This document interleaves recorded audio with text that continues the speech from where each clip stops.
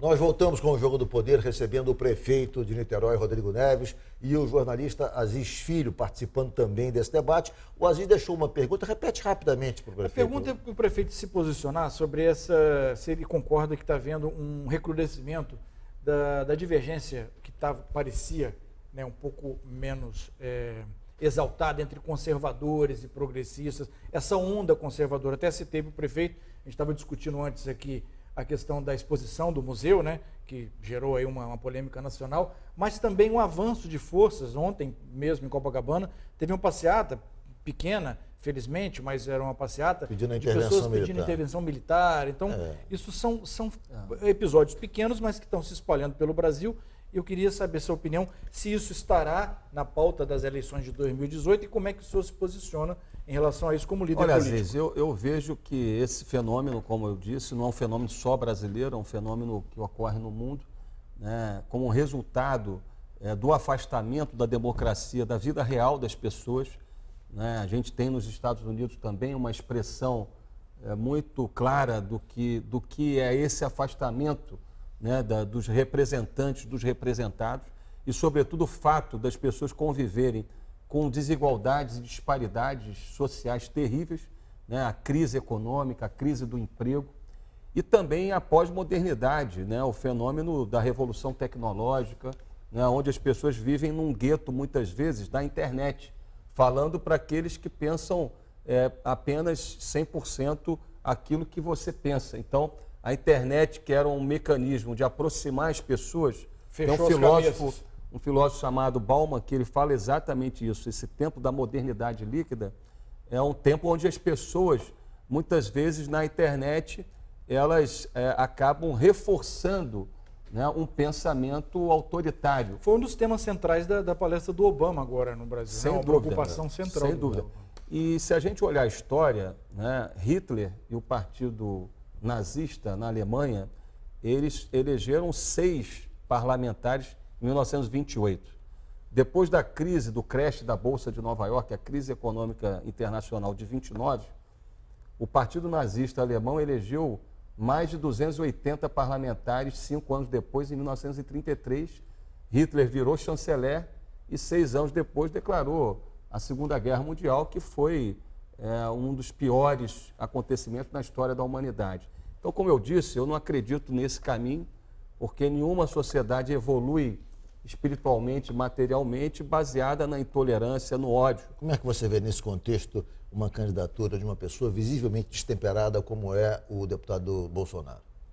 Olha, eu acredito que ele é produto ou subproduto desse quadro geral, quase que de anomia, né? Corrupção, né, desemprego, né, violência urbana, e as pessoas acabam pensando em palavras de ordem, soluções fáceis, quando a gente sabe que a violência urbana é um fenômeno multidimensional, que não vai ser resolvido tão somente com as forças policiais, apesar delas serem muito importantes, mas que é necessário reduzir desigualdades, promover a inclusão de jovens pela educação, enfim, não há solução mágica. E, por outro lado, é necessário, no mundo, no Brasil, ter um novo pacto, né, pelo desenvolvimento, pelo emprego, né, pela preservação dos meios e dos recursos naturais para as atuais e futuras gerações. Ou seja, a sociedade precisa de um novo pacto que não passe, evidentemente, por qualquer tipo de discurso de ódio, né, porque a gente, mais do que incendiários, a gente precisa de construtores de pontes. Agora, não há dúvida que a violência, ele falou da violência, a violência hoje no Brasil, pelas notícias que chegam de todos os lugares, a impressão que dá é que o país está derretendo de tanta violência, que ela há muito tempo extrapolou os limites das metrópoles. Né? Então, o senhor não acha que de alguma forma também contribuiu para este quadro, para a gente chegar até onde chegou, uma certa omissão das esquerdas, omissão dos progressistas de não encararem o problema da segurança pública, eu não tenho dúvida, fora das questões sociais, porque ficou muito... Você vê a academia durante muito tempo, as esquerdas durante muito tempo reduziram esse debate ao debate se vai ter escola, se não vai ter escola, mas e deixou meio que... Não, esse posicionamento mais fácil, né? Que a violência é produto da absoluta de que vai se resolver ausência com tiro, da questão social. Há uma posição que Do vai se do resolver amparo com social. tiro, pancada e bomba, É. e há uma posição que eu também não acho que seja mais adequada, que afirma que a violência é tão somente resultado da desigualdade. Que só terá e que solução quando investindo em tivermos educação resolvido esses problemas. Né? e as desigualdades a gente vai resolver. Ou seja, até que todos estejam incluídos pela educação, até que a Até que desigualdade o Brasil se vire reduza, na Suécia, nós temos que nós continuar vamos sofrendo. ter desempregados nas filas, né, de pontos de ônibus sendo assaltados por meliantes, por criminosos, como a gente está vendo no Rio de Janeiro. A segurança pública, mais do que saúde e educação, talvez seja a política pública mais transversal do ponto de vista das classes, porque ela afeta o pobre e afeta a classe média e o rico.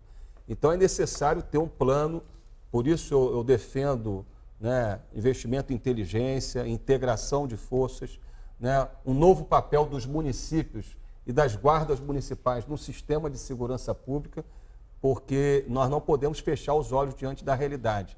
As pessoas estão apavoradas de sair nas ruas, né, inclusive, sobretudo, na região metropolitana do Rio, em função desse quadro de anomia e de falta de segurança. Prefeito, o senhor fez recentemente uma pesquisa, o índice de aprovação do seu governo gira em torno de quê? Olha, Ricardo, a gente tem um dos melhores índices 60% de avaliação, de aprovação. 75%. 75%, muito bem. O senhor tem 75%. E está na região metropolitana, onde tem um governo do estado que tem 3% de aprovação e a Prefeitura do Rio tem 16% de aprovação, segundo o Datafolha publicou semana passada. Como é que o senhor está vendo, quer dizer, a situação da Prefeitura do Rio não é boa e a situação do governo do estado é de caos absoluto, né?